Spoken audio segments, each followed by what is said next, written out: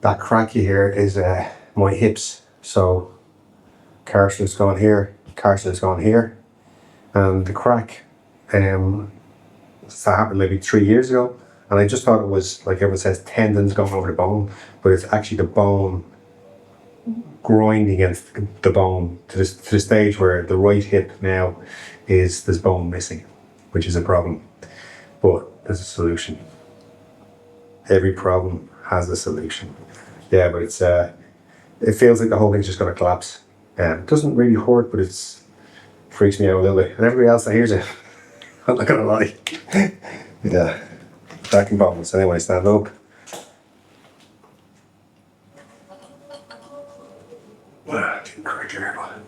Anyway, back and bone syndrome.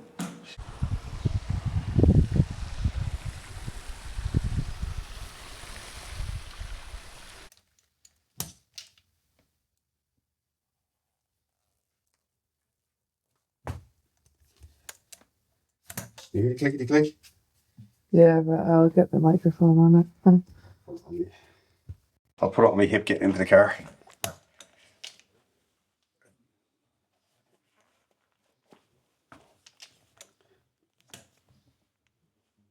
Not too clicky.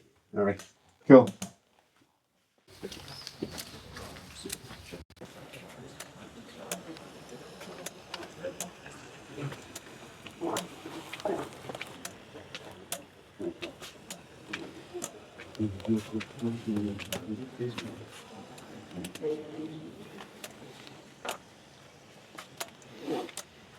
We can't wait to have the sound out of the life. Do you know what I mean? The sound out of what? The crutches. Look. It's just going to be weird to be able to, like, that interview we did last night was super candid. Yeah. A bunch of people that just had surgery often. Yeah. And they're all sitting around having a coffee and they're asking him, just stand in front. There's about 6 of them asking 4 questions on him. And he's like, how long, like a year? He's like, 3 months. We'll do everything we want for 3 months. But then it says 6 months and then a year. Nah, 3 months. I've not had one. I've done 8,000 of fucking these. Wow. The doctors are always on the cusp of being conservative about how they say things, or Oh, of course. I think your man's a bit of a fucking, You have to be. not that. Yeah.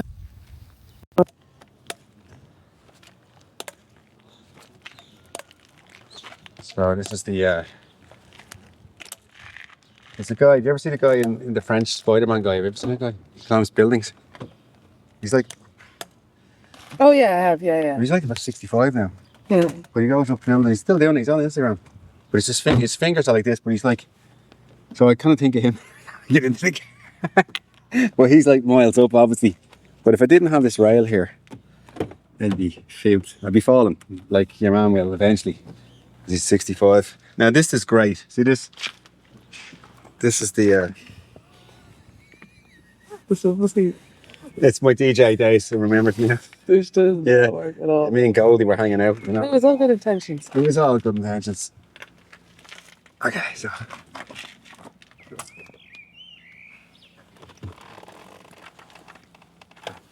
good leg first. I never knew what this was for before until today. We're in.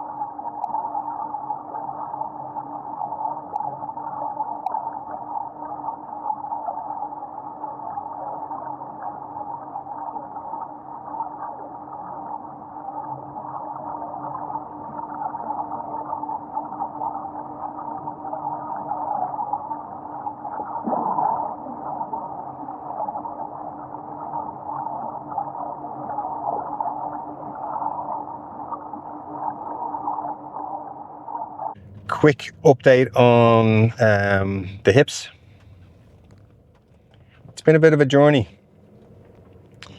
I went to Lisbon. We drove up to Lisbon to see a guy called Pedro Felipe. I think he's the only guy that does resurfacing in Portugal. So I went up to him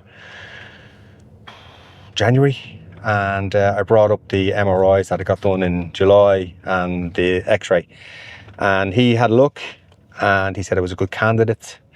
He said that he only puts big heads on, and he was doing metal on metal implants, and I was kind of seeking out to get the ceramic because I thought it was new and kind of cool. He said there was nobody doing ceramic, and I told him I had an appointment with Dr. or Professor Justin Cobb in London, and he's been working on development of the H1 implant. It's a ceramic on ceramic, but I thought from the videos that I'd seen on him that it was already out, and it wasn't. Pedro in Lisbon told me that my left hip was good, could be good for another 4 or 5 years. He would do the right one and asked me when did I want it done. But my left hip was giving me jip, and it didn't really add up to me, to be honest. And also he never measured my hips. My hips ended up being 49 millimeter, which is kind of small. And a lot of the manufacturers stopped making implants, the metal on metal implants, under 50 mil because there was some wear problems. That was to do with how well the cup was put into the pelvis. So that's why they don't do women, because they normally have smaller hips. So look, he said to me, hey, look, if you can get ceramic on ceramic, do it. So I said, look, I'm going to go and see Professor Cobb. So we flew over to London, went to see him. Lovely man, really polite. Had seen my x-rays before, and he just said that he kind of felt for me, because at the time I was on crutches. So I've been on crutches since, I can't walk since November, really.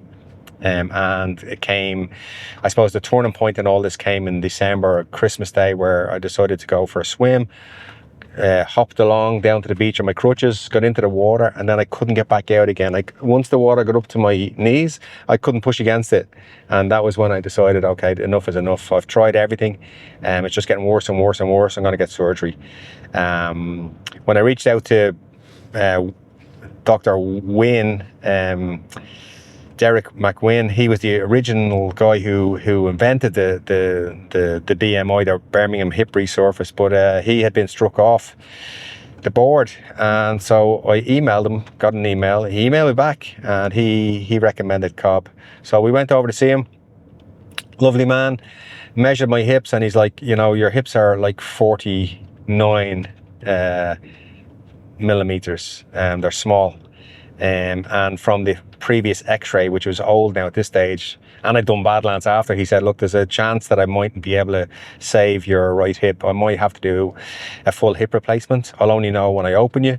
And you'll have to sign something off that, you know, you might have to have a small stem, full ceramic hip replacement. It's kind of not what I wanted to hear, but I kind of knew it was going to be like that. So when I got back, he asked me to go get a CT scan.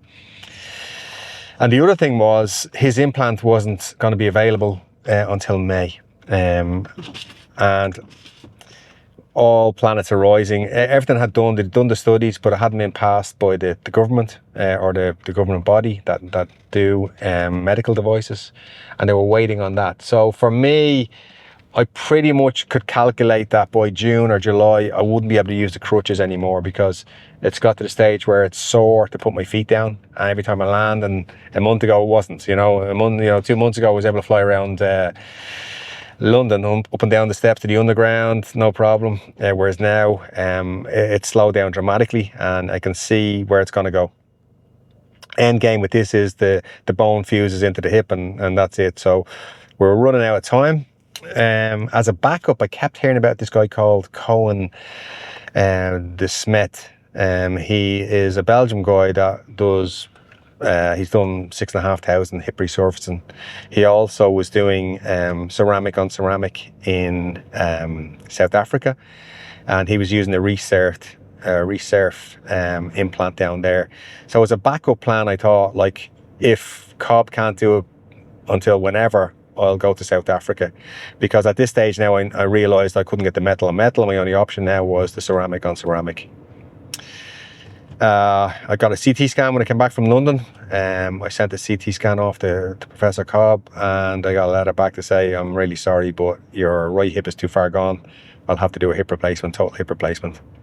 And I was kind of, I knew it was coming, but it was still kind of, I read it late at night. I hadn't seen the email for a couple of days. I read it late at night and I didn't sleep all night. You know, I was like, fuck, here we go. So the hip replacement for me is like a death sentence. It's, you know, I just can't do the things that I want to do. You can play doubles tennis and a bit of golf and go for a walk, but even I've heard of people getting rid of their motorbike from the, you know, the vibration rattles it out, and you got to replace it again every 10, 15 years, depends what you're going to do on it. So, and it dislocates, and it's a small head, and you've less range of motion. You won't be doing jiu-jitsu, that's for sure. You won't be back on the mat. You won't be doing a lot of things. You'll move badly. And I was just like, fuck. So I just thought, hey, let me get in touch with, let me get a second opinion on this. So I got in touch with Koen the Smet. Anke is the name of the company they have in Belgium, and they have an Instagram page, and I just messaged them on that. I said, listen, I'm looking for your second opinion. Could I get an email off you so I could have a chat with you and maybe do a call with you? So he said sure. So I sent them off the letters that I got back from the different doctors, and I sent them off the x-ray and the CT scan, and he immediately said, yeah, I can do it.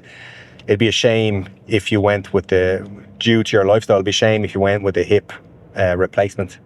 But I can do it. I've done 4,600 of these, or 6,500, or whatever he's done. I can fix it. And I did a video call with him on the Friday, and had a great call, had a great chat. I really liked him. And he said, look, I'll do your good leg first, your left leg. And if the right leg is really bad, what we'll do is we will do a bone graft, and I'll do a metal on metal. And I said, I thought you can't do under 50 mil. He said, you can. I can. And he says, and I do. And so I'm booked in for the 16th of May in Belgium, which is, I've never been excited about having a surgery, but I'm just excited about getting my life back. Interesting thing happened the other day. I woke up anxious. I woke up like fucking worrying, and I haven't had that feeling for a long time. Just worry, you know, like melancholy the day before. Woke up kind of like anxious and thinking, what the fuck's going on here? So normally I have a chat with myself, but here's something that happened that I've never done before. Was I called a meeting with all of myself, because there's lots of different versions of you. The version that you portray to the world, the version that you portray to your wife or your kids or your mother, your father, your friends. There's all these little incarnations of you. So I called a meeting with all of those dudes. And what I didn't realize was a dude has been in charge for the last while, who's the kind of like the cripple guy, who can't do anything for himself, has his breakfast made, has his bed made, can't go to the supermarket, can't carry the shopping, can't put his shoes on. And that was who was anxious, because now all of a sudden that's going to be gone soon. And I didn't realize that's what was going on. So, like, you know, I just had a chat and said, listen, it's been nice to meet you, but time for you to go and put somebody else in charge. And that was a weird little thing that came up. So it took me a day or two to realize what was going on, but that's what's going on. So I'm going to document the journey. You know, it's because there's a few videos, but they're old, and I'd like to let people know that there's other options than having a full total hip replacement if you get osteoarthritis. And if you get osteoarthritis, my experience is whatever happens, the end game is it falls apart, and there's nothing you can do. I've tried everything. It never improved. and that seems to be the word from everybody else. But there is options. If you're a sporty guy and you're a younger guy and you want to do crazy shit, you will be able to do whatever you did 5 years ago. So the guy's name that I'm going to go see is Dr. Koen, the Smet. I'll leave a link to his clinic, and I would recommend him out of all of them. And I've been to 4 now at this stage. And I like people that are, I said to him in the call, you know, I'm a risk taker. And he said, no, there's no risk here. This is not risk, this is experience. And I'm telling you what I can do and what I can't do. The guy in Lisbon does 20 operations a year. This guy does 650 a year. And that's the difference. So I'm excited. I have a bit of a voyage to get to the place in Belgium. And I'm going to put in like a few clips of me moving around just to show you where I'm at. But it's you know, I can't pretty much do anything anymore. So I'm looking forward to just doing normal shit, you know, getting my life back and appreciating things and resetting and having a new lease of life and just being reborn. So that is it. We are all one. Hare Krishna. Namaste.